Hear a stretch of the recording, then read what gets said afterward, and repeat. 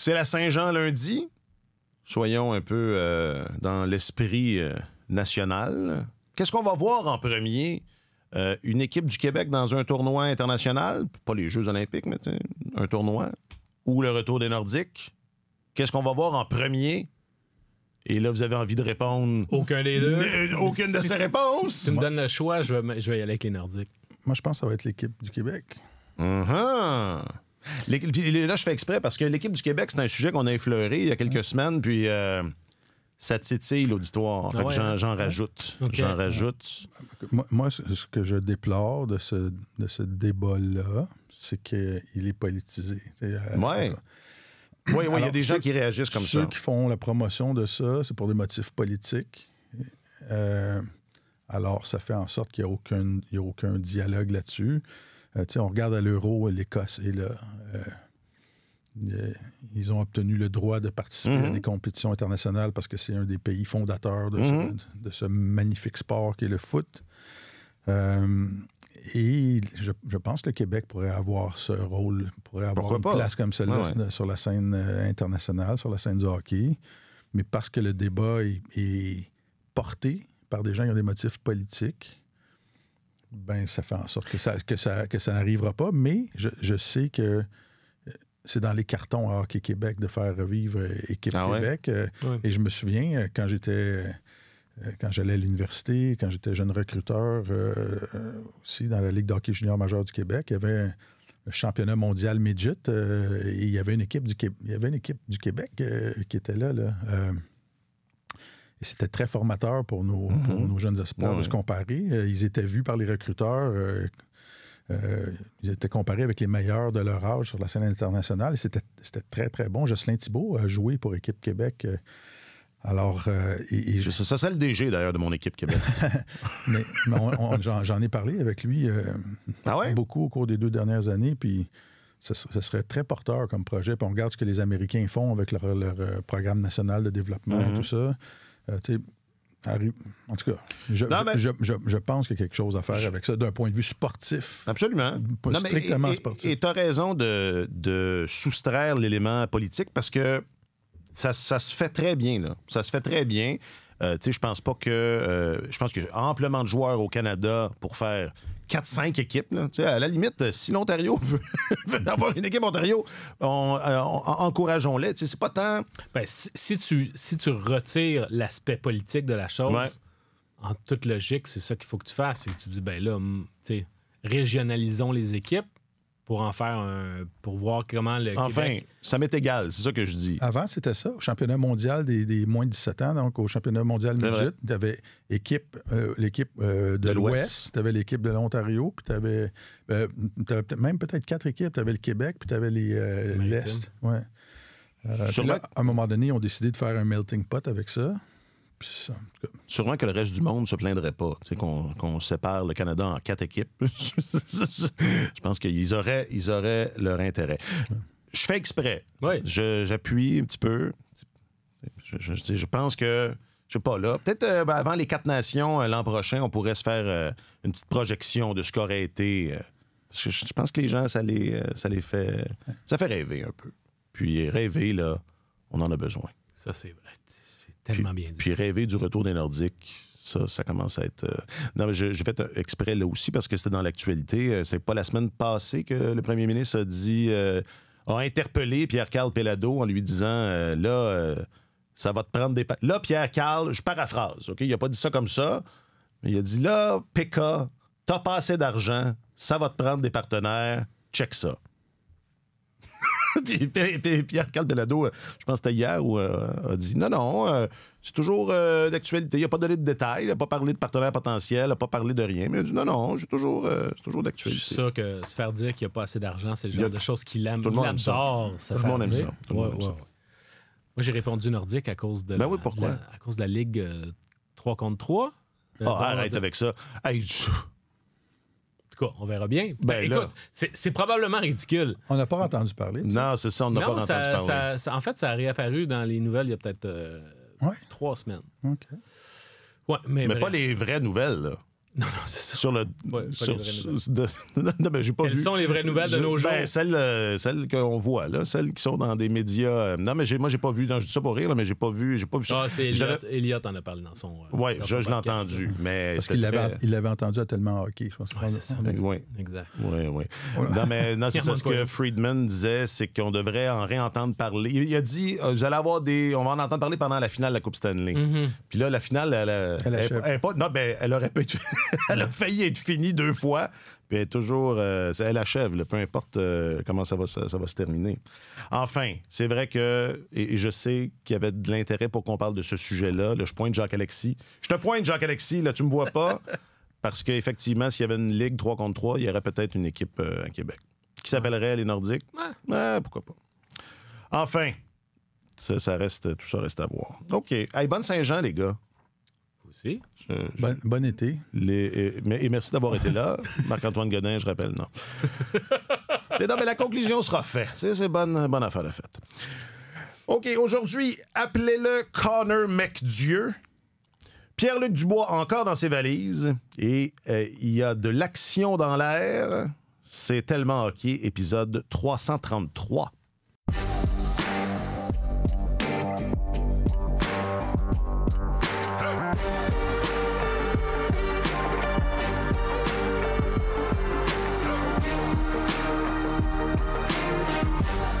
Avec votre journaliste affecté aux affaires du hockey, M. Marc-Antoine Godin. Salut Marc-Antoine. Présent. Et bonjour Marc-Antoine. Bonjour tout le monde ensemble, les amis. Et votre chroniqueur, que dis-je, principal, que dis-je, au service des sports, M. Martin Leclerc. Salut Martin. Présent. Je m'appelle Alexandre Coupal. Coupe Stanley 2024. Choc des titans. Rira bien qui rira le dernier. Qui ira jusqu'au bout du sacrifice. Volonté ultime 2024. Adversité. Douleur. Barbe. Coupe Stanley 2024. Moi, je trouve ça très prémonitoire comme thème. T'as enregistré ça avant le début des séries, puis tout ce que tu dis là-dedans se produit sur nos Les yeux. barbes, incroyable. Comment t'as fait? La douleur... Je suis un animal d'intuition. Oui. Je ne suis qu'une intuition sur 2 pattes. Mais ce jingle-là, qui est quand même d'une certaine longueur, on en conviendra, représente aussi très, très bien les séries éliminatoires qui, elles, sont d'une longueur intermédiaire. Sérieusement. J'avoue que là, les 3 jours entre les voyagements, ça aide pas. La fin des demi-finales, des finales d'association, le dernier match de la finale d'association Ouest a eu lieu le 2 juin. On est le 21. Puis la Coupe Stanley n'est pas encore gagnée. Il y a un repêchage dans une semaine exactement. L'été est commencé. Depuis hier. C'est ridicule. Ouais. C'est ridicule. Ouais. Mais où est-ce que j'ai lu... parce que là, la saison prochaine, il y a un délai. Il va y avoir un délai. Ça va commencer genre une semaine plus tard, il me semble. Et je pense que c'est ça l'avenir, là. Que ça va finir tard. Ouais, que ça... Le hockey. Ben écoute, en même temps, quand tu regardes le nombre de joueurs qui ont déjà commencé leur entraînement estival, etc., puis eux, ils ont comme une préparation que les équipes les équipes qui participent à la finale n'ont pas. Remarque, tu préfères participer à la finale que te retrouver dans le gym. Il n'y a aucun doute là-dessus. Mais je trouve juste que ça s'étire d'une façon ridicule. Puis peut-être que le fait que, tu vois, les calendriers préparatoires sont sortis, le Canadien a seulement 6 matchs préparatoires, ça va peut-être dans cette mouvance-là de dire on va retarder un tout petit peu le début de la saison régulière. Mais quoi qu'il en soit, écoute... Je suis plus à l'aise avec du hockey en octobre que du hockey à la Saint-Jean. Au mois de juillet. Ouais. C'est la 6e fois seulement. J'ai lu un texte de Stephen Whyno ce matin. Il disait que c'est la 6e fois dans l'histoire de la Ligue nationale que la finale va se terminer en été. Ouais. C'est la 4e fois dans les 5 dernières années. OK. Ben là, il y a eu la pandémie là, qui a... Mais reste que... Ouais. Mais non, c'est ça. Je pense que ça va être ça, là. En tout cas, je suis pas sûr que ce soit bon pour le hockey. Ouais. Pour les cotes d'écoute ou... Ben écoute, à propos des cotes d'écoute, ce qui est quand même assez intéressant, c'est que dans le 5e match, il y a 8,5 millions de téléspectateurs qui ont regardé ce match-là. Ça paraît pas beaucoup quand même, à l'échelle de l'Amérique du Nord. Mais c'est une hausse de 61 % par rapport à l'année dernière. Parce que l'année dernière, ça paraissait pas beaucoup et c'était pas beaucoup. Non, c'est ça. Alors, mais c'est intéressant parce que même si 8,5 millions, encore là, à l'échelle nord-américaine, c'est pas un énorme... Non. Est-ce qu'on a le... C'est quand même, pour la Ligue nationale, c'est une bonne chose que Connor McDavid soit en vitrine puis soit là pour se mettre en valeur puis vraiment mousser le produit de la Ligue nationale. Parce que si tu t'assois, tu regardes les matchs de la finale de la Coupe Stanley, ceux qui ont regardé le 5e match, c'est ça le show de la Ligue nationale, à ce temps-ci de la Ligue. Je trouve ça amusant que la Ligue nationale, maintenant, parle de codes d'écoute nord-américaines plutôt que juste isoler les codes d'écoute américaines, parce qu'on s'entend que les chiffres qu'ils viennent chercher au Canada donnent un semblant de...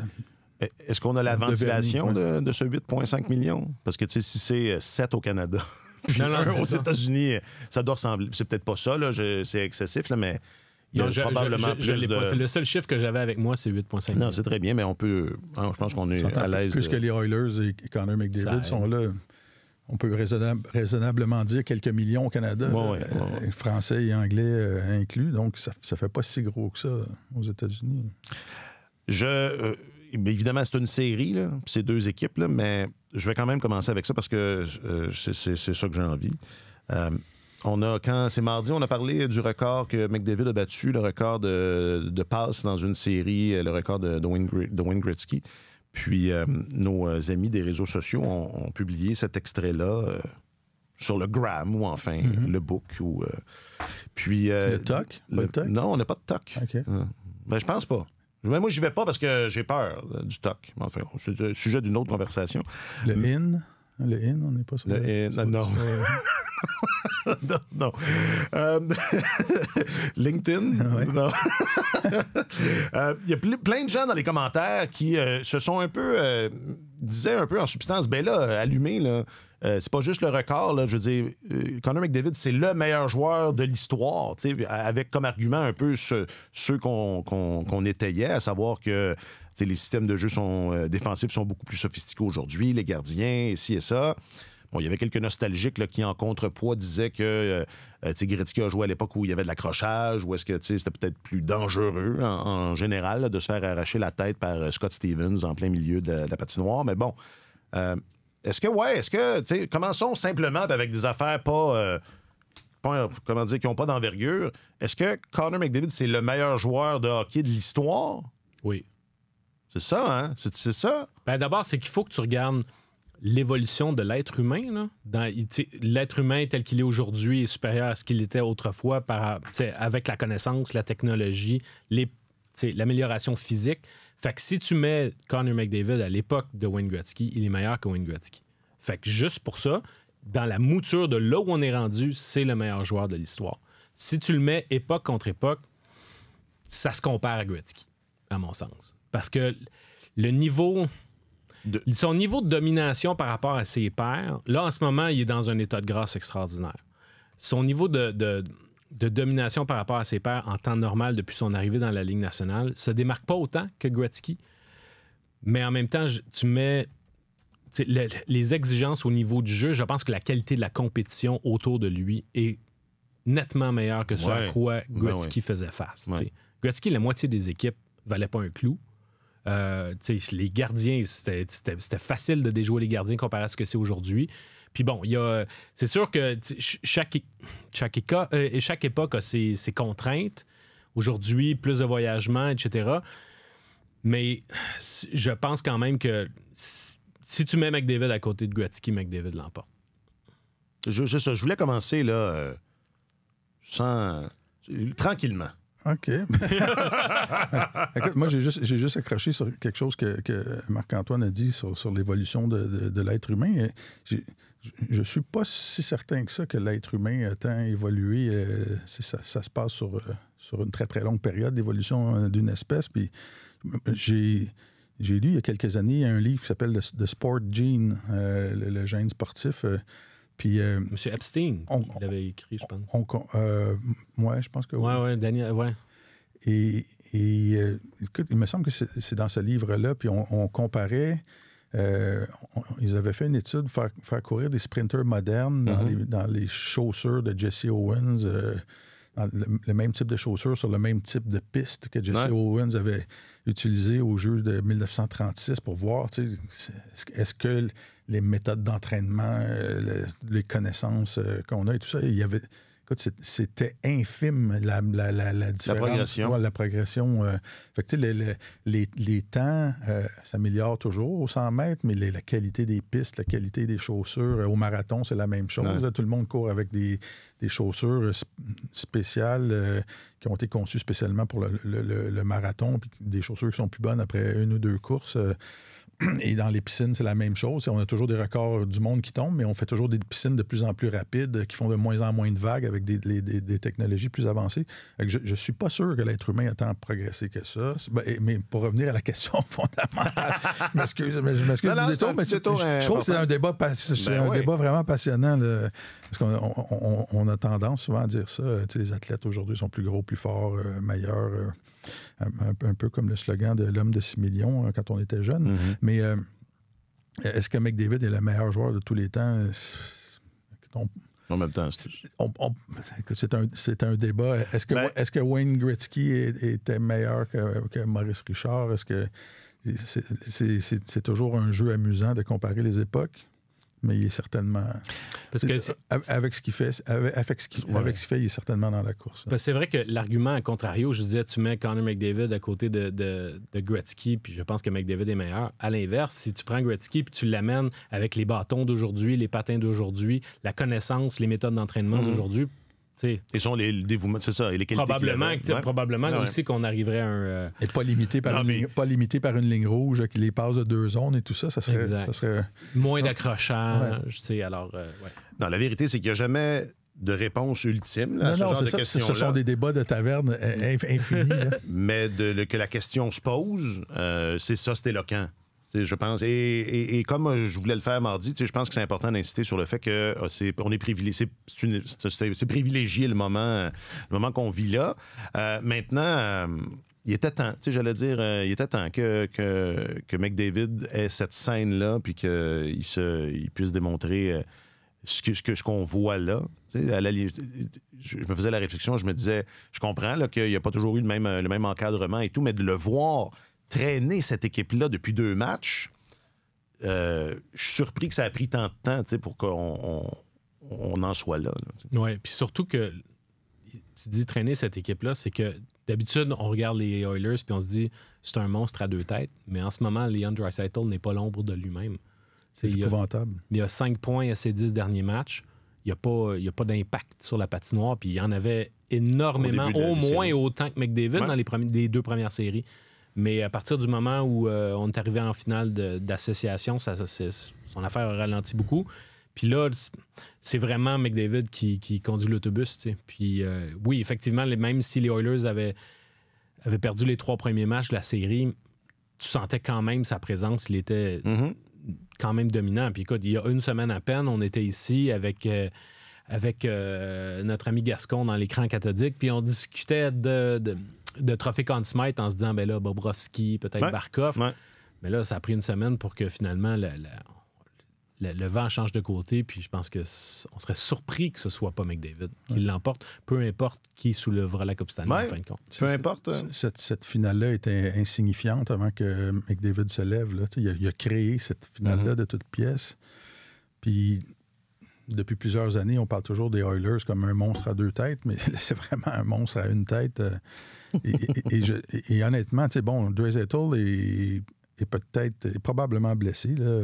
Il est vraiment moins performant, mais on le fait jouer quand même 22-23 minutes par match. Fait qu'il faut qu'à un moment donné, il trouve un moyen de contribuer. Là, si les Oilers veulent remporter cette série-là, veulent passer à travers ça, tu peux pas juste te fier sur un joueur. Et je trouve très décevant Ryan Nugent-Hopkins aussi dans cette série-là.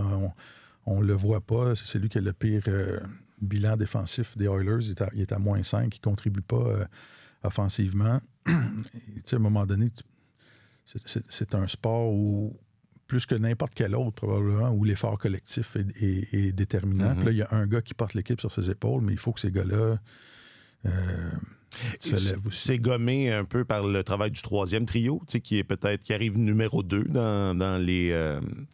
c'est parce que les aspects positifs. Le trio de Mathias Janmark, qui à 5 contre 5 réussit à neutraliser celui de Barkov de belle façon. Ils sont extrêmement dangereux. Janmark et puis Connor Brown en désavantage numérique également. Il y a toujours des joueurs de soutien qui s'illustrent en série, puis ceux qui ont le bonheur d'être joueurs autonomes tout de suite après, généralement passent à la caisse. Alors... après être passé chez le dentiste, Mathias Janmark va pouvoir passer à la caisse. On va avoir des belles... Non, mais écoute, je fais une parenthèse, mais tu sais, Barclay Goodrow est un bon exemple de ça, puis il était soumis au ballottage cette semaine. J'ai fait, c'est ça, faut faire attention avec les héros obscurs des séries qui sont en fin de contrat. Ouais, mais cela dit, tu sais, Barclay Goodrow, on le savait le jour de la signature de ce contrat-là qui était surpayé.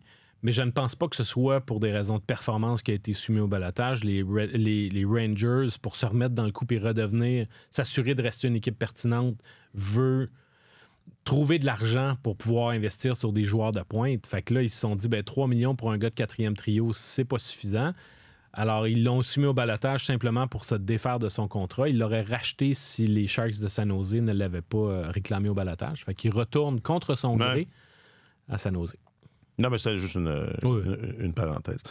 Bon, Martin, tu nous l'avais dit, ils veulent pas, il faut pas qu'ils retournent à Edmonton. Mm-hmm. Là, ils y retournent. Ils retournent. Et, je parle des Panthers. Oui, j'aurais aimé ça être une mouche et pouvoir voyager à bord de l'avion des Panthers. On t'aurait entendu voler, je pense. pour voir l'ambiance à bord de cet avion-là. Puis, tu sais, c'est un sentiment particulier quand tu es en contrôle dans une série, puis quelqu'un commence à tirer sur un fil qui dépasse, puis il est en train de partir avec la manche, puis là, tu te dis, est-ce qu'ils vont finir par partir avec le chandail au complet? Quand même, ils ont fait des bonnes choses, les Panthers, là, à 5 contre 5, qui dans le dernier match ont été absolument dominants. Ils ont complètement dominé les Oilers, mais le momentum change de côté, puis les Oilers, autant ils étaient dans une situation désespérée, autant là, ils ont le vent dans le dos, vont jouer devant leurs partisans. Ils sont dans la situation où ils voulaient se retrouver. J'ai fait un texte cette semaine où je traçais des points communs un peu entre les équipes qui tiraient de l'arrière 0-3 puis qui ont surmonté. Puis il n'y a pas de... Ces équipes-là avaient comme un plan en tête avant de faire la remontée. Puis quand ça se met à se réaliser, ça devient un peu irrésistible. Ça devient très difficile d'arrêter ça. Alors, j'ai très, très hâte de voir comment les Panthers vont réagir face à cette adversité-là ce soir, puis à quel point les Oilers vont s'arranger pour faire tomber tous les astres à la bonne place pour retourner jouer en Floride. Mais c'est très rare que ça s'est passé moins de 2% dans moins de 2% des cas qu'une équipe revienne de l'arrière de 0-3 à 4-3. On est peut-être en train d'assister à quelque chose de spécial. En fait, c'est arrivé une seule fois. C'est en finale. En finale, oui, Toronto. Je pense que c'est arrivé 4 fois au total. 4 fois sur plus que 200. Oui, puis je pense que la dernière fois, c'est pas Montréal contre Toronto en première ronde des séries. C'était pas 3-1. C'était 1-3, oui. Ah oui, c'est ça. Ouais. Non, c'était 3-1. Je pense que c'est les Flyers et Daniel Brière la dernière fois, non? Non, c'est les Kings l'ont fait en 2014. T'as raison, c'est ça. Mais... on parle beaucoup de Connor McDavid, mais je pense que le travail du gardien Stuart Skinner est également à noter. Ah ouais? Parce qu'il a tellement été... C'était pas bon. Fragile en début de série. Il a été... fait sortir de son beau filet. Un peu. Absolument. Ouais. Mais là, force est d'admettre qu'il réussit à garder son équipe dans le match. Je le trouve très calme devant son filet. Je trouve qu'il couvre très, très bien ses angles. Les fois où il a été battu, c'est vraiment sur des déviations et des mêlées devant le filet récemment. Mais je trouve que son suivi de rondelles est très bon par les temps qui courent. Puis c'est ça, je trouve qu'il est compact, il est méthodique, il ne fait pas de gestes inutiles non plus. Fait que c'est bien de voir qu'après avoir été aussi chambranlant au début des séries éliminatoires, plus ça avance, plus il gagne en confiance et en stabilité, parce que quand tu émanes ça, le reste de l'équipe s'en nourrit. Ouais. Puis, c'est un peu ça, enfin, je l'ai dit, c'est un peu ça son problème. C'est la constance, c'est ça. Il a été brillant dans la fin, dans les 2 derniers matchs de la série contre les Stars. a commencé un peu chambranlant, cette série-là. Ça a influé sur le déroulement de la série. Puis là, quand il est solide, il est là. Alors, ce qui arrive avec Skinner, combien de temps ça va durer? C'est ça. Quand il est bon, il est bon. C'est juste que c'est pas toujours ça. Bon, je sais pas, là, je sais pas. Qu'est-ce... Ça, on s'en va. C'est ingrat parce ça, c'est que... bon. C'est-tu... Moi, je suis pareil comme Skinner. Si on doit isoler un 15 secondes de cet épisode-là, moi, je suis le Stuart Skinner du pilotage de balado. Quand je l'échappe, je l'échappe. Non, j'allais dire... Il y a trop d'idées qui se bousculent. Voilà, c'est trop pour mon petit... Est-ce qu'on... C'était un peu ingrat parce que j'aurais aimé savoir... Ça arrive presque jamais que l'équipe qui tire 0-3 en gagne 4 de suite. Mais je serais curieux de voir c'est quoi les chiffres, mettons, ceux qui se rendent à 3-3, ceux qui progressent parce que là, c'est très tentant de dire tu viens de le dire, Martin, les Oilers ont le vent dans le dos, puis McDavid joue comme un surhomme, puis Skinner s'est placé. Puis c'est très tentant de dire ils vont l'avoir. Ils vont l'avoir. J'essaie juste de mesurer que ça arrive souvent qu'on a cette impression-là, mais bon sang, la côte est encore. Il reste encore un bout à faire. Là, alors que du côté des Panthers, on est dû pour en gagner une. Il y a tellement de facteurs imprévisibles qui peuvent survenir dans un match de hockey, c'est impossible de savoir. Il n'y a personne.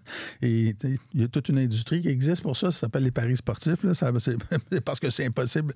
Tu peux pas toujours gagner. Tu peux pas savoir. Ça se joue sur des détails, sur une crampe au cerveau, sur une déviation, sur un patin de ton propre joueur.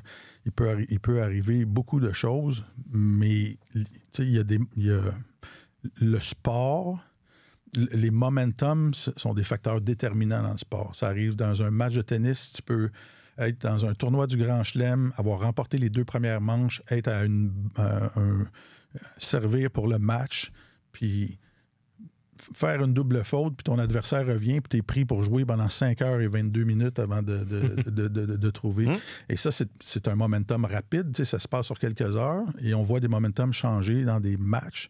Mais ça se passe aussi dans une série sur une plus longue période. Et là, le momentum, la série est tellement longue que le momentum change lentement. Mais moi, je pense que le momentum a changé de côté dans cette série. Oui, absolument.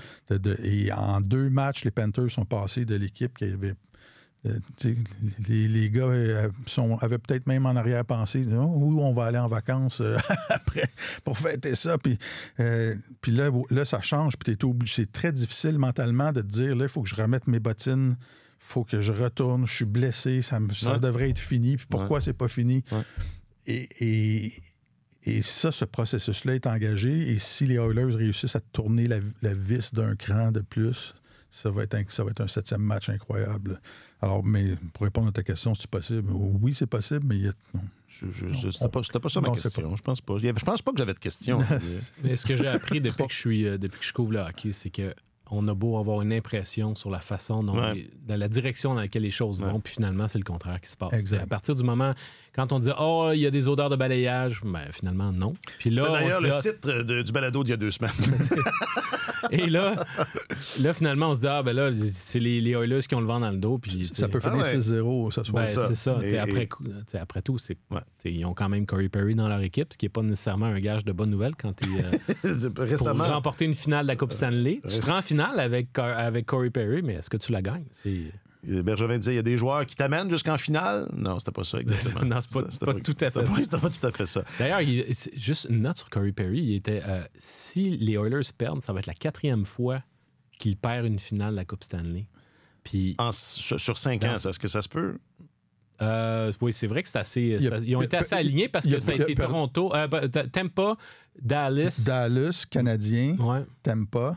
Là, ça serait avec les Oilers. Là, avec les Oilers, c'est ça. Mais là, il y a des joueurs qui c'est arrivé 5 fois. J'ai fait une petite recherche. Il y a un gars qui s'appelle... vous vous rappelez de Brian Propp? Oui. Ça y est arrivé 5 fois. Hein? Ouais. 3 fois avec les Flyers. OK. Une fois lors d'un bref passage avec les Bruins de Boston. Puis avec les North Stars du Minnesota quand ils s'étaient fait ramasser par Mario et les Pingouins. Ah oui. Ouais. Alors, bon, ben, Perry, lâche pas. L'un dans l'autre, il y a quelqu'un qui va rentrer dans la légende, soit Perry pour les mauvaises raisons ou Connor pour les bonnes. Autres, exactement. Là, est-ce que s'il y a un match numéro 7, c'est lundi? Fait que peu importe, mardi prochain, quand on enregistre, on va le savoir. Oui, est-ce que c'est bien ça? Corrigez-moi si je me trompe. Alors, c'est tout ce qu'on peut vous garantir, auditeurs, auditrices. C'est que la prochaine fois qu'on est là, on va le savoir.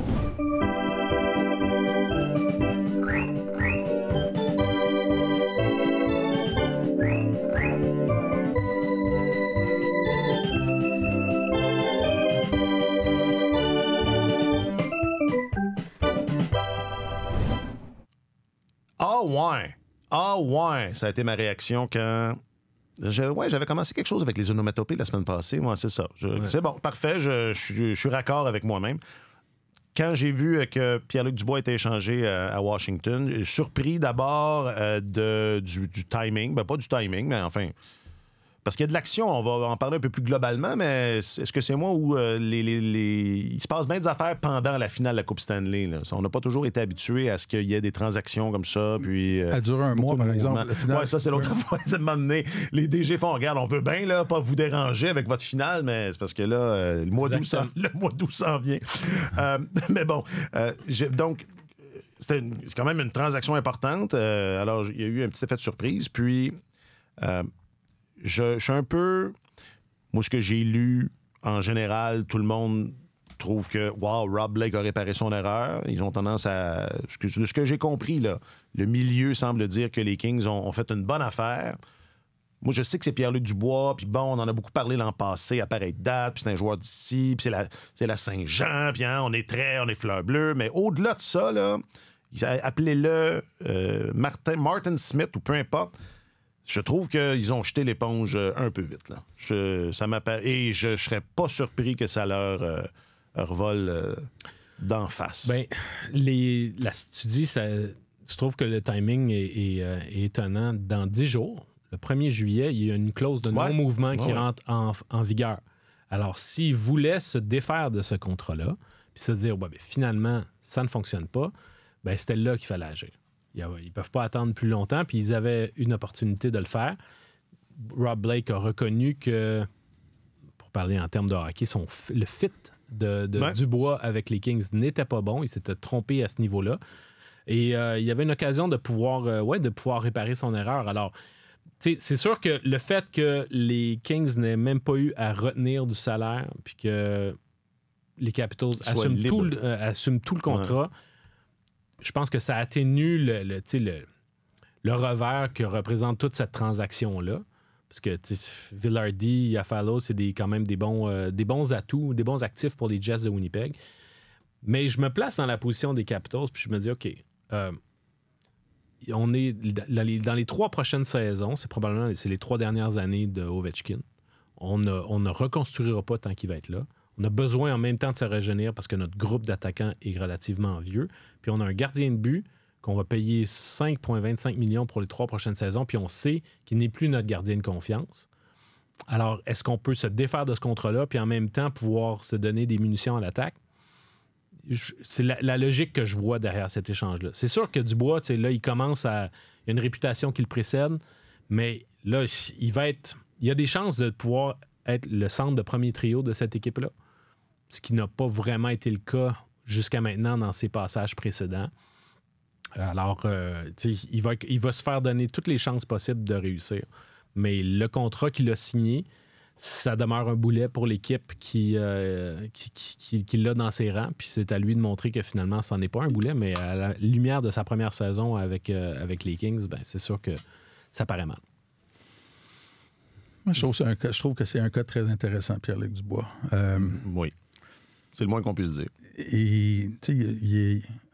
Il semble être très polarisant, particulièrement, en tout cas, ce qu'on lit au Québec à son sujet sur les réseaux sociaux. Il est très polarisant. Il suscite de vives réactions auprès des amateurs. Mais si on regarde son parcours objectivement, là, les gens lui ont reproché d'être un enfant gâté à Columbus parce qu'il il y a eu la franchise, au lieu de placer le directeur général dans une situation extrêmement difficile à la dernière minute et de faire comme, je sais pas, à la Johnny Gaudreau, de dire, moi, finalement, je veux aller jouer ailleurs. Il a dit d'avance qu'il n'était pas intéressé à poursuivre, à jouer à long terme à Columbus. Puis là, ça a provoqué des étincelles avec John Tortorella et tout ça, mais les Blue Jackets voulaient le garder. Ils l'aimaient assez pour vouloir le garder à long terme. À Winnipeg, la même chose. Il a été échangé à Winnipeg. Il n'a pas demandé à aller jouer là. Puis, il voulait pas, semble-t-il qu'il ne voulait pas jouer là, mais il a collé des saisons de 27-28 buts à Winnipeg. Là. Ça l'a rendu à ce point attrayant. Il y avait une petite... C'était hot l'an passé à pareille date. Exactement. Je ne pense pas que ce soit un athlète facile à diriger. Mais si on regarde son rendement, je regarde, il y a quoi? Il y a 516 matchs de jouer. Je regardais ça ce matin avant de venir vous trouver. Il y a 516 matchs de jouer en carrière. Puis la réputation qui semble traîner jusqu'à présent, c'est qu'on ne trouve pas qu'il fournit un effort maximal à chaque soir. Mais après 516 matchs, il y a 342 points en carrière. Pierre-Luc Dubois. Nico Hischier en avait 353. Thomas Plekanec avait ça, 342 points. Mika Zibanejad en avait moins, 339. Henrik Sedin en avait 335 après 516 matchs en carrière. Tyler Johnson en avait moins. Nazem Kadri, Joe Thornton. Alors, il a une valeur que les gens aiment ça ou pas. Là. Pierre-Luc Dubois, il a une valeur sur le marché. Il s'est retrouvé à Los Angeles et peut-être que les circonstances n'étaient pas bonnes. Peut-être que les dirigeants des Kings ont été très diplomates en disant que c'était pas un bon... ça cadrait pas bien avec nous, c'était pas un bon fit. Je me souviens, j'ai lu il y a quelques années la biographie de José Mourinho, le grand entraîneur de foot, Chelsea, Manchester United, Inter Milan, etc. Puis il disait, il y a plusieurs transactions que j'ai faites dans ma vie. J'étais certain qu'on venait de faire la transaction du siècle. Puis il n'y a pas de bonnes et de mauvaises transactions. Il y en a des fois qui ne me font juste pas fonctionner, que juste les circonstances ne sont pas bonnes. Et c'est peut-être ça qui est arrivé. Il est arrivé à Los Angeles. Il y avait 2 centres extrêmement performants qui jouaient déjà dans l'alignement. Il a joué 15-16 minutes par match. Il a été chercher 16 buts, tout ça. Mais peut-être que les circonstances vont être meilleures à Washington. Puis moi, un centre de cette taille-là, qui a connu 3 saisons de près de 30 buts dans sa carrière, qui arrive à 26 ans, je me dis peut-être que, considérant la complexité de cette position-là, peut-être que ses meilleures années s'en viennent aussi. Puis peut-être que les Capitals vont être contents d'avoir fait cette transaction-là. Mais tu regardes un gars de cet âge-là qui est rendu à sa 4e équipe dans la Ligue nationale, c'est sûr... Ouais. C'est sûr que ça soulève des questions. Là où c'est difficile, puis c'est ironique parce que ce que l'on comprend, c'est que depuis longtemps, Dubois veut choisir où il va jouer. Ce qui est, et on en a parlé souvent, Martin, ce qui est, comment dire... normal. Ben voilà, mais on voit jamais ça au hockey. C'est juste qu'au hockey, ça sort du lot, mais effectivement, je veux dire... C'est facile à imaginer de vouloir travailler ou enfin de vouloir jouer où on veut. Mais bon, ça reste original comme posture, disons ça comme ça. Puis l'ironie, c'est que là, il arrive exactement le contraire. Oui. Là, il se retrouve... Et ça aurait pu être pire. Washington, c'est pas si pire, là, mais ça aurait pu être pire. Il avait mérité le privilège de choisir. Voilà. Et son rendement a fait en sorte qu'il a perdu ce privilège. Exactement. Et ça encouragera pas, disons ça, les autres à faire comme... à suivre ce chemin-là. Ouais. Cela dit, moi... Je suis pas d'accord. Non? Non, parce qu'il est au contraire. Je crois que la façon dont il a mené sa barque, c'est ce on l'a vu l'année suivante avec Matthew Tkachuk. Puis je pense que ça va être une tendance qui va se développer avec les années, que même si tu n'es pas encore joueur autonome sans compensation, ton statut...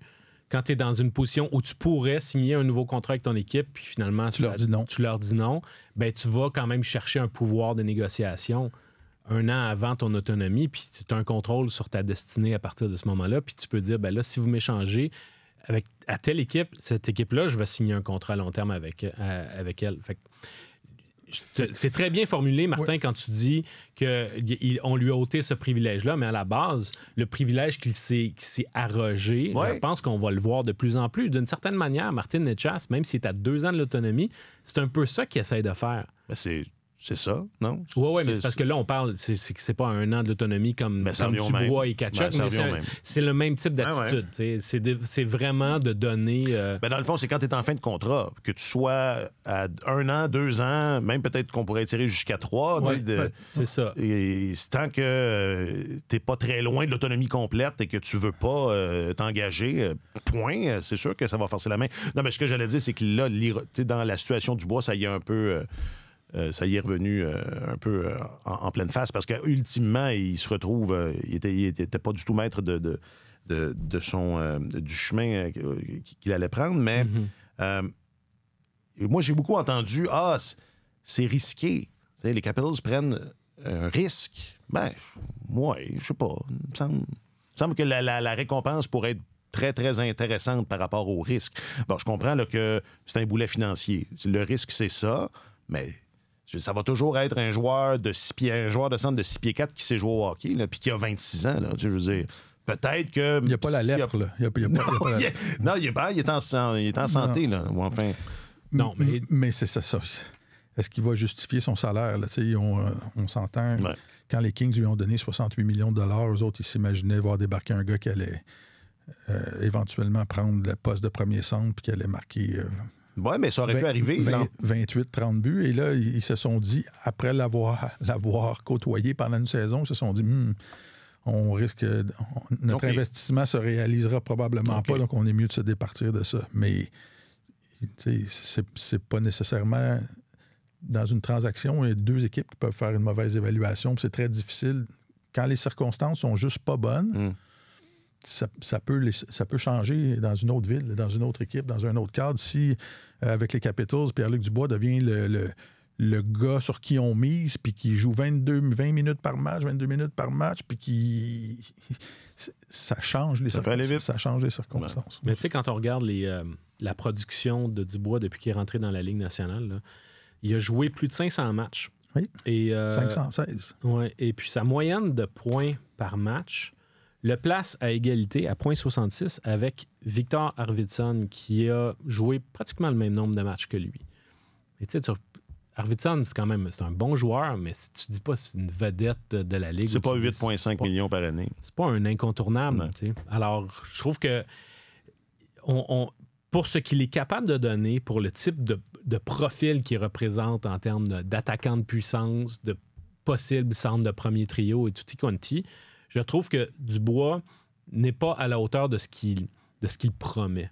Alors, il est payé pour ce qu'il promet, mais après 500 matchs dans la Ligue nationale, il n'a pas encore été, à mon sens, ce qu'il promet. Puis, tu sais, c'est vrai que c'est encore relativement jeune. Il est en milieu de carrière à 26 ans, mais il se fait tard pour remplir ces promesses-là. Alors, souhaitons que ça fonctionne pour lui à Washington. Je pense que, tu sais, c'est barre ouvert pour lui. Tandis que, tu sais, quand je vous parlais du mauvais fit que Rob Blake déplorait, à Los Angeles, il y avait Andrzej Kopitar au centre du premier trio. Et puis, Dubois n'a jamais été capable de déloger Philippe Danault comme deuxième centre non plus. Danault a toujours été, puis on le savait, on l'a vu jouer assez souvent à Montréal, extrêmement fiable dans les 2 sens de la patinoire. Tu l'envoies dans n'importe quelle situation, il va t'aider. Mais Dubois n'a jamais été capable de faire en sorte qu'au moins il prenne le poste sur le deuxième trio puis reléguer Danault au troisième centre. Alors, c'est, à mon sens, c'est... Dans une équipe défensive. Oui, en plus. Danault vaut extrêmement cher là, chez les Kings. C'est une pièce essentielle. Moi, j'ai juste hâte de voir comment ça va tourner cette transaction-là, honnêtement, parce que, tu sais, puis il arrive un moment aussi, quand dans une carrière où un athlète dit, OK, là, mon parcours a été celui qu'il est parce qu'il y a peut-être des choses que j'ai faites de pas correct. Il est temps d'aller à l'essentiel. Il est temps de me redresser. Puis, tu sais, la maturité n'arrive pas au même âge pour tout le monde. Puis, la position de centre n'est pas facile dans cette ligue-là. Moi, je l'ai vu faire des choses extraordinaires, Pierre-Luc Dubois, quand il était à Columbus. je peux pas croire que ce n'était qu'un... Il est capable de changer le cours d'un match. Il n'y a aucun doute là-dessus. Absolument. Aucun doute là-dessus.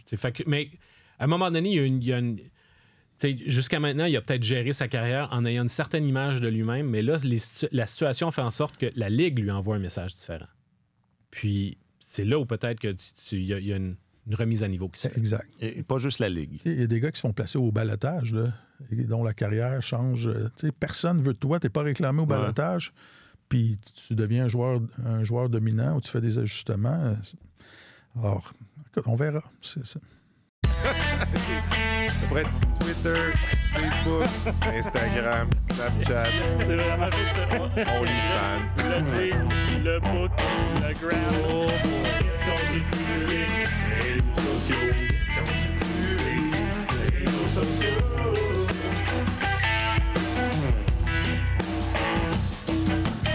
Questions du public, réseaux sociaux. C'est mon préféré. Oui, c'est ça. Je disais, ce thème-là est trop cool pour nous autres. Pour être commandité par la SQDC. Ça, écoute, moi, je trouve que c'est une bonne idée. Voilà. Là, vous crierez au génie. On a demandé aux gens qui suivent les réseaux sociaux de Radio-Canada comment avez-vous réagi à l'échange de Pierre-Luc Dubois. Hein? Fallait y penser. Parce que je disais, il n'y a pas que la Ligue qui envoie un message. Je vais vous lire quelques commentaires qui ne sont pas négatifs. Il y en a, je pourrais tous vous les lire parce qu'il n'y en avait pas de temps.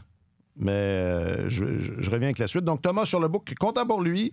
Je trouve que c'est une bonne destination en espérant qu'il soit caps-friendly. Ça, c'est un excellent jeu de mots.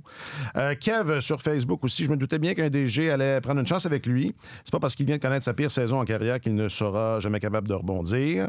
Puis Carl sur Facebook, bonne chance aux deux clans. Ça, c'est des beaux messages. Ah ouais. Il y avait pas trop de...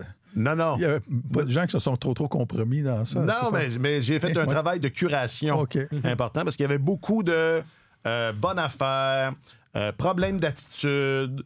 Les Kings ont réparé leur erreur. Dire que les fans du Canadien voulaient donner la ligne pour lui. Content que Kent Hughes, il y avait beaucoup de contents que Kent Hughes n'ait pas rien fait l'an passé. Est-ce que, effectivement, tu sais, ce qui était d'actualité l'an passé, c'est-à-dire le rêve de Pierre-Luc Dubois à Montréal, un an plus tard, personne n'en reparle vraiment comme si, bonne affaire, puis on n'en parle pas. Moi, je regarde ce qu'ils ont donné, ce que les Capitals ont donné, puis je parlais du risque que je trouve pas si élevé. Je m'étonne que personne insiste là-dessus. Je veux dire, moi, le joueur que je voulais l'an passé, je suis pas complètement désintéressé un an plus tard. Ben, écoute, le plafond salarial a beau augmenter. Est-ce que, à savoir si tu mérites le contrat qui t'est donné ou non, ça demeure un enjeu extrêmement important dans le hockey d'aujourd'hui. Puis je pense pas que Pierre-Luc est un joueur de 8,5 millions. Puis quand tu l'as pour encore 7 ans, c'est un énorme engagement. Fait que je comprends qu'il y a beaucoup d'équipes qui regardent ça et qui disent, même si tu me le donnais... Ben, c'est un peu ça qu'ils ont... Tu sais, Darcy Kuemper, là, ils se sont presque débarrassés d'un problème, là, je veux dire. Oui, c'est un peu ça qui est arrivé, là. Oui, absolument. Puis les Kings le connaissent, Kuemper. Il a joué brièvement pour eux en 2018, si je ne m'abuse. Puis ils ont... Là, l'année dernière, ils ont eu Cam Talbot qui, pendant 2 tiers de saison, a fait des miracles pour eux. Est-ce que Kuemper sont capables, au moins à court terme, d'aller soutirer quelque chose de ce gars-là? Mais c'est plus un gardien numéro 1. C'est à se demander s'il l'a vraiment déjà été aussi. Ben, comme d'autres, là, il l'a été quelques mois. C'est ça. Puis ça tombait bien. Ouais, non, Martin, non. Mais j'écoute, Marc-Antoine est très éloquent, mais on s'entend, là, c'est pas. Ils n'ont pas donné un rein. Ils n'ont pas donné un rein, les Capitals, pour aller le chercher. Là. Et c'est souvent ça, dans les transactions, soit que tu échanges 2 actifs auxquels tu tiens, mais parce que tu as des besoins différents, ou soit que tu échanges des problèmes, ou des joueurs qui ne cadrent pas. Puis les gens qui disent je suis bien content que le Canadien n'ait pas été cherché, puis les fans, puis tout ce que vous voulez. Mais peut-être que les circonstances auraient été différentes à Montréal, puis peut-être qu'en jouant pour Martin Saint-Louis avec un rôle plus important, avec des ajustements. C'est pas juste avec Kirby Dach que ces choses-là peuvent se produire. Là. Puis c'est un gars, je le rappelle, qui a marqué 27 et 28 buts dans les 2 saisons précédentes. Qui doit pas... Il doit faire des choses de bien aussi. Là. Je vais là parce que, pour citer Marc-Antoine, même si tu me le donnais, si tu me le donnes, j'y pense.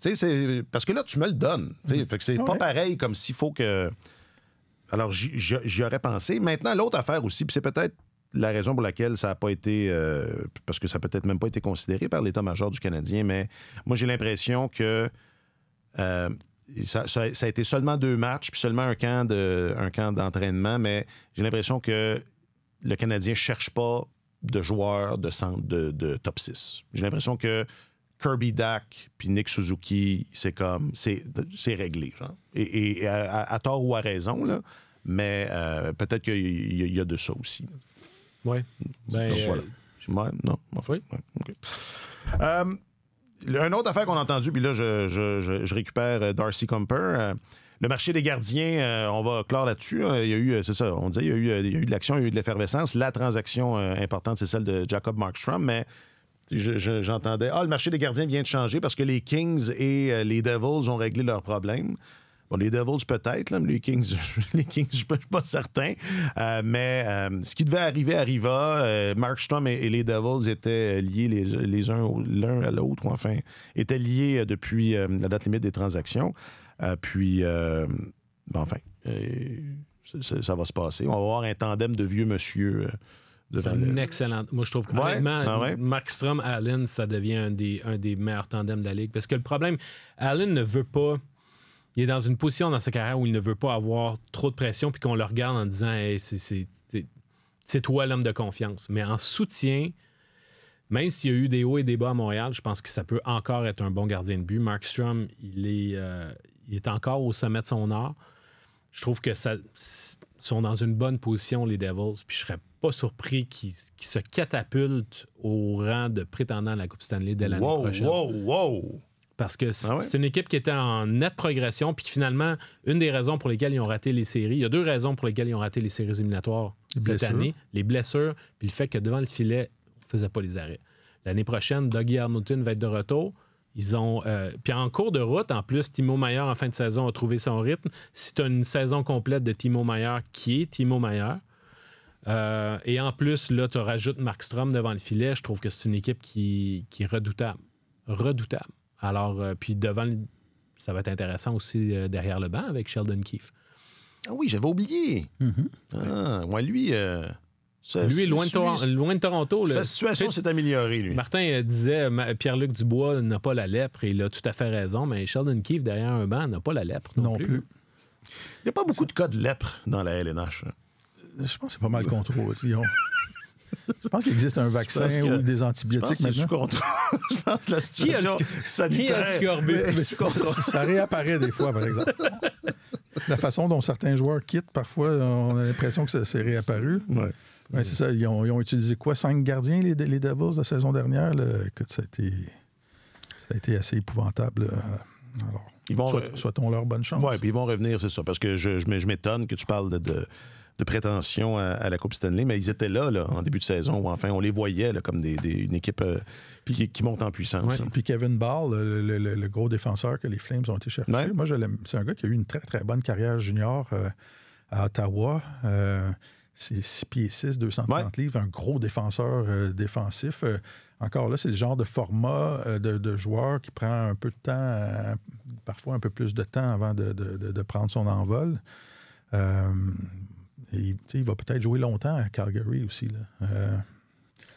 C'est comme Nikita Zadorov. Ça a pris du temps avant que ce gars-là se développe et devienne la présence dominante qu'on a vue cette année. Fait que peut-être que Dahl, c'est sa 2e transaction parce qu'il était dans la transaction, même si c'est pas 3e, il n'était pas dans la transaction d'Eric Carlson à un moment. En tout cas, mais bref, peut-être je me trompe. Mais c'est un bon actif, mais en même temps, les Devils pouvaient s'en passer parce que là, ils ont quand même... Ouais, c'est ça. Ils ont quand même Luke Hughes, Simon Nemec, ils ont Siegenthaler, je parlais de Dougie Hamilton, John Marino, ils ont des bons défenseurs. Est-ce que je dis, il y a beaucoup d'actions. Est-ce que c'est ça, là? On est parti, là? Et il va s'en passer des affaires d'ici vendredi ou c'est un soubresaut? Excusez-moi, Oui, c'était dans la... Je voulais vérifier, ça me chicotait, c'était dans la transaction de Taylor Hall. Il était passé de l'Arizona au New Jersey dans l'échange de Taylor Hall. OK. Donc, oui, il faut se tenir prêt. Faut pas faire le saut quand on ouvre notre application de nouvelles sportives préférées. On entre dans une période assez dans le crunch de la finale. Là, fait que et la Ligue nationale n'aime pas ça quand d'autres événements viennent prendre un peu, enlever les réflecteurs sur la finale. Fait que peut-être que ça va être un peu plus tranquille. Mais écoute, je pense que dès que la dernière sirène va retentir, ça va se mettre à bouger plus. Là. Ouais. Ah oui, j'allais oublier, mais et enfin, moi, c'est une question que je me posais, on en a parlé il y a quelques semaines, mais tu as parlé à Bill Armstrong, le DG de l'Utah, qui pourrait justement avoir un rôle de pas d'accélérateur, là, mais c'est ça. Je sens qu'il va y avoir beaucoup d'actions. Et le fait que ce soit déjà commencé, là, avec, c'est ça, un joueur comme l'Utah, le plafond salarial qui augmente, il me semble qu'il y a beaucoup d'éléments là, qui font en sorte que ça bouillonne fort. Est-ce que tu lui as demandé s'il est plus de type Yeti ou... Non, j'ai pas demandé son... J'avais décidé que je les appelais les blizzards. Moi, je vais les appeler les blizzards. C'est mon préféré. Je choisis mon camp là, déjà. Okay. Toute l'année prochaine. Quand je dis blizzard, c'est pas la collation sucrée, c'est l'équipe de l'Utah. OK. Mais en fait, ils ont énormément d'argent disponible sous le plafond salarial. Puis c'est intéressant parce que cette année, tu as des équipes qui vont avoir de la marge de manœuvre, qui vont vouloir dépenser et qui ne sont pas nécessairement des équipes de fonds de classement qui sont en reconstruction puis qui ne veulent pas dépenser. Genre, Chicago, mettons, ça leur sert à rien dans la position où ils sont de s'engager des contrats à long terme à n'en plus finir. Même chose pour San Jose. Mais l'Utah est quand même pas loin d'arriver dans le groupe du milieu, dans le ventre mou, comme tu aimes le dire. Je suis pas sûr que Calgary va faire une reconstruction complète. Ça se peut qu'eux aussi soient là pour investir puis soumettre des contrats. Buffalo, si quelqu'un veut aller là, ils vont avoir de l'argent eux autres aussi. T'sais. Alors, ça va être une entre-saison rapide et intéressante. Cela étant dit, Bill Armstrong me disait, oui, on a énormément d'argent subitement à notre disposition, mais de deux choses l'une. D'abord, ils ont une brigade défensive au complet à signer. Le seul défenseur qu'ils ont sous contrat en ce moment, c'est Shea Weber. Alors, tu sais, c'est ça. Tu sais, qui pourrait entrer au terme de la renommée la semaine prochaine. Ça va être sa première année d'admissibilité la semaine prochaine. Ben oui, déjà. Mais non. Ouais. Mais il n'a même pas pris sa retraite. C'est pas grave, ça. C'est pas tes papiers de retraite, c'est le nombre d'années depuis que tu as cessé de jouer. Ah oui! Mais là, mais attendez un petit peu, là, on n'a pas vu...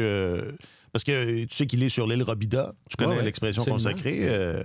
Mais Chris Pronger est rentré au temple de la renommée avant la fin de son contrat. Ah oui? Ouais. Ah bon. Alors, oui, mais je serais surpris qu'il soit nommé à sa première... C'est poussé le gars, on a enterré son contrat, mais je sais pas, là, on pourrait faire à semblant qu'il est toujours actif. On pourrait.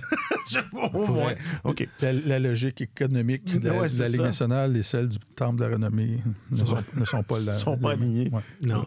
Alors, ça, c'est le premier élément. Donc, ils ont quand même beaucoup de contrats à faire signer de toute manière.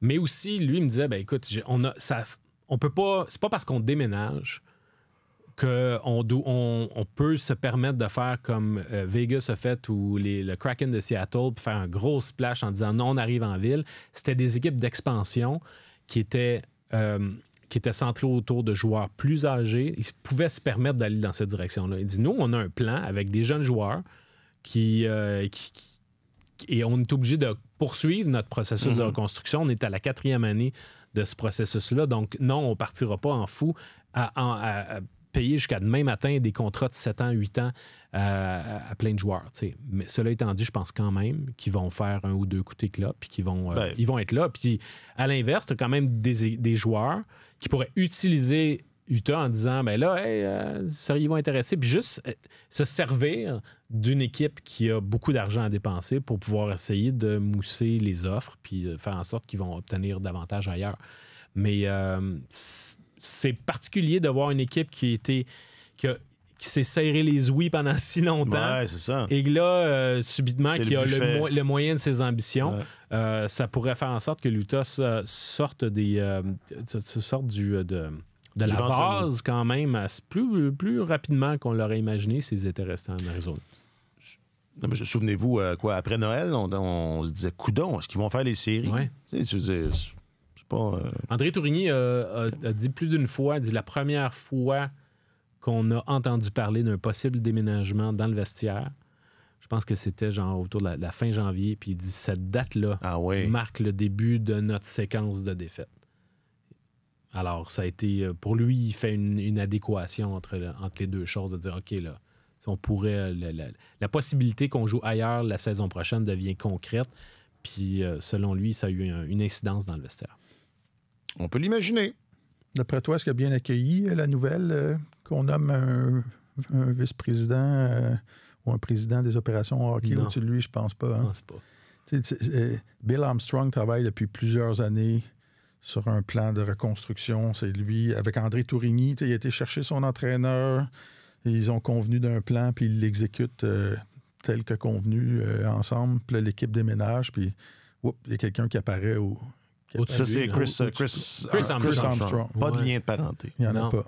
Non, mais c'est ça. Parce qu'il y avait un président en Arizona, mais c'était un président au niveau des affaires. Il n'y avait pas un président des opérations hockey. Bill Armstrong était seul maître à bord. Tandis que là, on lui donne un supérieur immédiat sur les opérations hockey. Alors là, il n'y a plus les coups des franges comme c'était le cas auparavant. Mais écoute, c'est de bonne guerre. Et tout le monde doit avoir des comptes à rendre. Mais c'est un bon point que tu apportes. Mais c'est le fun quand tu rends les comptes à Dieu directement, donc au propriétaire. Pas à Saint-Pierre. Là, il arrive un autre. Et de l'autre côté, je me place dans les chaussures de M. Smith qui a fait l'acquisition de l'équipe. Sans doute pas un grand connaisseur de hockey. Là. Il aime peut-être ça, mais le milieu du hockey. Et tu te dis, bon, ben, tu sais, il arrive un directeur général, tu as acheté l'équipe, le directeur général vient avec et tu te dis, je veux peut-être avoir une personne de confiance qui va pouvoir me dire que ce qui se passe est correct et qui va pouvoir filtrer les affaires. Puis on a une équipe de basket à gérer aussi, je peux pas m'occuper de tout. Mais ça doit être assez particulier quand tu travailles sur un plan. Ouais. Puis tu as souffert, là, on s'entend, ils l'ont mangé leur pain noir, les coyotes. Puis là, tu vas arriver un gars au-dessus de ta tête qui va peut-être se mettre à prendre des décisions ou à questionner. Ou à questionner ou à contrecarrer les décisions. Ouais. Et Chris Armstrong, c'est intéressant parce qu'il est c'est sa première fonction officielle dans une équipe de la Ligue nationale. C'est un ancien agent, mais il a sa connaissance du hockey, outre le fait qu'il a été... je pense qu'il a joué pour Martin Raymond à l'Université McGill. Mais bref, il était... t'as dit que c'était un Montréalais. Oui. Ouais. Et puis, sauf que, donc, il est monté en grade au sein de l'agence Wasserman. Il a représenté beaucoup de golfeurs, mais à l'échelle du hockey, il représentait des directeurs généraux, entre autres. Entre autres, il a représenté Carl Dubas. Ah! Alors, tu sais, lui, sa connaissance du hockey est à ce niveau-là, au niveau des rouages de la haute direction. Il savait quel salaire demander. C'est ça. Il savait combien Bill gagnait. Il dit, regarde, c'est moi son boss, ça va en prendre plus. Ouais, parce que Wasserman, c'était un gros groupe. Là, puis ils font plein d'autres affaires, là, dont des spectacles aussi, là, représentent des artistes. C'est intéressant, mais tu soulignais dans ton texte que ça fait un agent de plus dans un poste de commande. Puis je ne sais pas si c'est une tendance, mais... il n'y en avait pas. Il n'y en avait pas il n'y a pas si longtemps. Ça fait 4 en l'espace de 4 ans, je pense. Tu sais. Bill Zito, les deux équipes en finale sont représentées par des anciens agents. Bill Zito, directeur général des Panthers de la Floride, et puis Jeff Jackson en tant que chef de la direction des Oilers. C'est celui qui est tout en haut de la pyramide. Donc ça, c'est lui aussi un ancien agent. Évidemment, Kent Hughes à Montréal. Puis maintenant, on a M. Chris Armstrong en Utah. Donc, ce sont des modes, on dirait, qui vont et qui viennent. Il y a eu Mike Gillis, Pierre Lacroix, Brian Burke. Brian Burke, c'est un ancien agent? Oui, il était agent Brian Burke aussi. Alors, c'est ça. C'est comme un cycle. Ces gars-là connaissent le milieu, ont des contacts privilégiés avec les joueurs. Ils semblent être efficaces parce qu'ils ont du succès.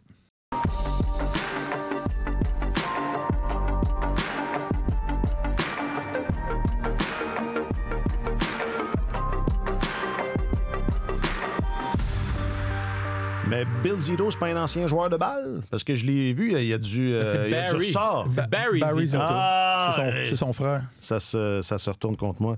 Non, mais vous avez vu, il y a un bon bras. Ouais. Avez-vous vu la bouteille d'eau revolée dans le mur? Ça rentrait au poste. Pour moi, c'était du 92-93 000 à l'heure. Mais qu'est-ce que ça vous... Enfin, moi, je sais pas. Je suis comme tiraillé. Tu sais, oui, bon, c'est bien quand ton patron montre de l'émotion, mais en même temps, c'est bien aussi quand ton patron a l'air en contrôle. Habituellement, c'est juste les dirigeants des Bruins qu'on voit lancer des bouteilles comme ça. Les autres, ils sont à Boston, fait qu'ils ont le droit. Ça faisait changer. Cam Neely, lui, c'est Cam Neely. Hein, tu l'imagines en train de casser des téléviseurs. Enfin, moi, je trouve pas... Je sais pas. Ça dépend des jours. Moi, il y a des journées où j'aime ça, il y a des journées où je trouve que c'est pas rassurant. Non, mais en même temps, si la caméra avait pas été braquée sur lui... il l'aurait pas lancé? Non, mais c'est pas ça. Oui, c'est ça. C'est comme c'est le chat de Schrödinger. Si la caméra n'est pas sur lui, est-ce que la bouteille a bel et bien été lancée? Non, mais c'est parce qu'il y a peut-être des bouteilles qui se lancent sans que la caméra soit sur le dirigeant. Tu comprends? C'est davantage ça. Mais en même temps, quand tu es dans ta loge, t'es pas tout seul dans ton bureau. Ah, mais l'émotion, c'est l'émotion. Ah, c'est ça. C'est ça qui rend le sport magnifique. Ah, je suis d'accord. L'émotion et vous deux, ça rend le sport magnifique. L'émotion et vous deux. Nous sommes qu'émotion. Ouais.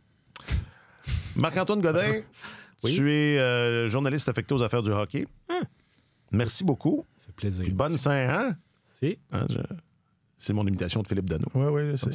J'avais jamais entendu personne d'autre prononcer ça comme ça. Fait que je sais pas qui il avait la bouche pleine. Il mangeait de la pizza. Ouais. Martin Leclerc, tu es notre chroniqueur principal au service des sports. C'était un plaisir encore une fois. Merci. Bonne Saint-Jean. Jacques-Alexis Bernardin signe 2 fois par semaine. Hey, il s'en va en vacances. Bonnes vacances, Jack. OK, profite bien.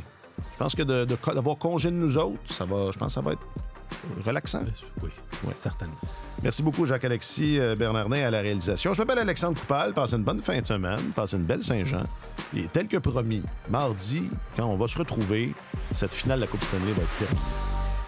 Sur tous les terrains et sur tous vos appareils, Radio-Canada Sport.